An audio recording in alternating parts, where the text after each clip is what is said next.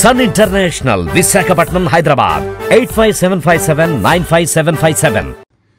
ఏమయ్యా జగన్ రెడ్డి, పార్టీ పెట్టిన దగ్గర నుంచి నువ్వేమేమి కొట్టేశావో ఒకసారి మాట్లాడుకుందాం. అంటే ఈరోజు నేను ఫర్నిచర్ దొంగ అని చెప్పేసి ఈరోజు పాపం ప్రజలు గుర్తుపడుతున్నారు. కాదు నువ్వు ఫస్ట్ నుంచి అన్నీ కొట్టేస్తూనే ఉన్నావు. దాని తాలూకా నువ్వు జైలు శిక్ష కూడా అనుభవించావు. అవి కాకుండా ఇంకేం కొట్టేసావు ఒకసారి మనం పూర్తిగా వివరంగా మాట్లాడుకుందాం. పార్టీ పేరునేమో శివకుమార్ అనే వ్యక్తి దగ్గర నుంచి కొట్టేశావు. అదేవిధంగా నీ పార్టీ యొక్క క్యాడర్నేమో కాంగ్రెస్ పార్టీ దగ్గర నుంచి కొట్టేశావు.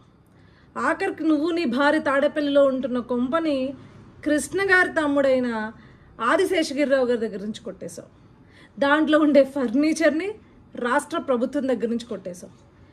ఏ ప్రజానాయకుడైనా ప్రజల కోసం పనిచేస్తాడు, కానీ అదేంటో నీ యొక్క విలాసాలకి, నీ భార్య యొక్క విలాసాలకి రాష్ట్ర ఖజానా నుంచి ఖర్చు పెట్టి దండుకున్నావు.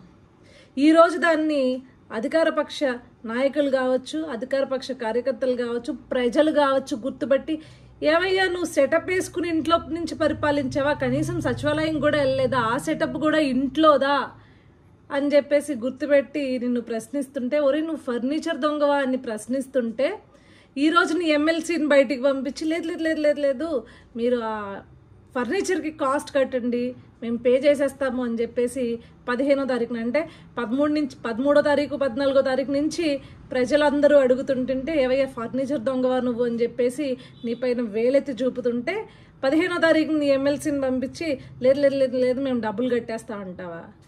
సిగ్గుండాలి. ఫస్ట్ నుంచి ఎవరిదోకూడదు ఏదో ఒకటి దొబ్బేస్తూనే బతుకుతున్నావు కదా జగన్ రెడ్డి. ప్రజలేమో నిన్ను పాపం తండ్రి లేని కొడుకు, అమాయకుడు అని అనుకుని ఛాన్స్ ఇస్తే, ప్రజా సొమ్మునిలాగా నీ కోసం, నీ భార్య కోసం, మీ యొక్క కుటుంబం యొక్క విలాసాల కోసం దోచుకుని దండుకున్నావు.